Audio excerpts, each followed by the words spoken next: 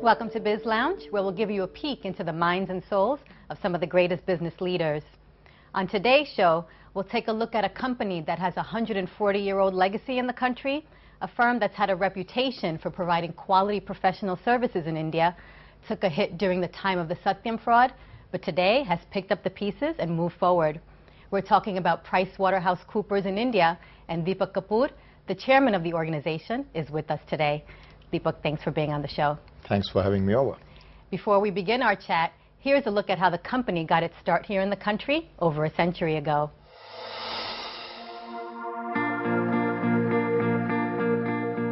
The beginnings of PricewaterhouseCoopers in India dates back to the mid-1870s. Seen as a significant market for business back then, the founders of the company, who were British, opened an office in Calcutta, then the capital of the country. Interestingly, what started off from a very, very small firm, handful of people, is today 8,500 people. And interestingly, when the firms were started in India, they were the second after the UK, where the firms were born. One of the big four audit firms globally, the company has had its share of tough times. In 2009, global IT company Satyam Systems was involved in fraudulent accounting activities that included falsifying revenues and profits, and also reported a cash holding of about $1 billion that didn't exist. At the time, PwC India was Satyam's auditor. The matter is sub judice as far as India is concerned. The regulators are working on it. But the US regulators, which is SEC and PCAOB, have actually done a settlement with us. And one thing which came out very clearly was that there was no connivance or no evidence of any collusion between the PwC auditors and the management which was formed.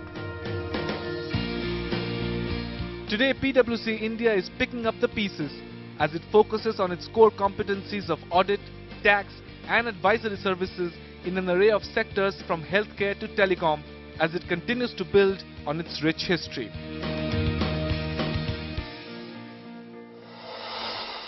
Okay, Deepak, tell us about some of the lessons learned from the Satyam saga and what you're doing to strengthen your internal processes to avoid blow-ups like that again. Well, there have been a few. One of which is that never take your job too easy. Go back to basics and never do something which is not done. So, you know, the PwC entity which does the audits of clients here, they do thousands of audits. So one of the lessons learned was that while the quality in any case was very good, but you cannot afford to miss even one of such cases, right? So that was one of the lessons learned. And we did a whole lot of work on that in strengthening the processes, as you rightly said, all around building quality and taking it to an even higher level as compared to earlier. Now, to build that quality, there were lots of things done. One of the things which immediately had to be done was having an extra pair of professional eyes to look at those opinions before they got issued, right, as we call them, the hot reviews at that point of time. The other quality enhancement measure was to actually have experts come for different industries and help our audit teams look at the industry nuances and then make sure that the audit gets done in accordance with that. One of the other things done was to do training. For example, our training budget has doubled. And the training was not just restricted to the technical parts of accounting standards or the auditing methodologies and stuff, but also including, you know, skepticism, which an auditor, while doing audit, must have.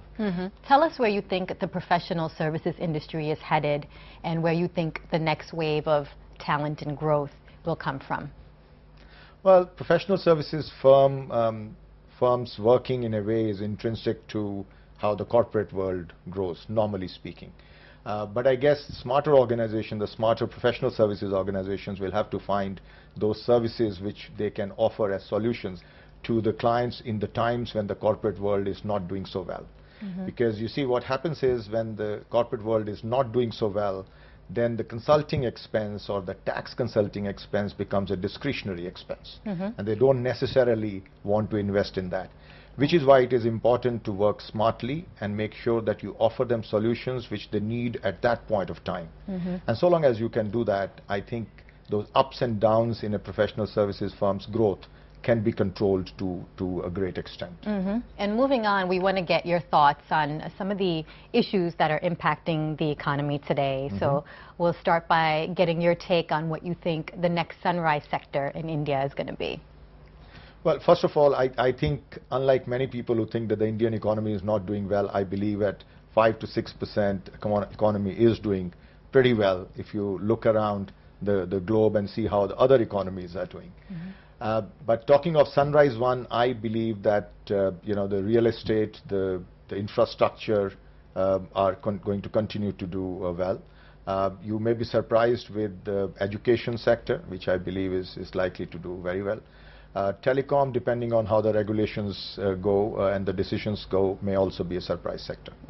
You mentioned real estate, but there's been some of these recent scandals in the real estate sector, negative outlook by some ratings agencies. So you still think that real estate is a good bet in terms of investment? I believe so. I think these are temporary glitches and will probably get over. Because if you see, if infrastructure has to develop and do well in India, real estate is the real base behind. So I personally believe that real estate is still up for some good growth.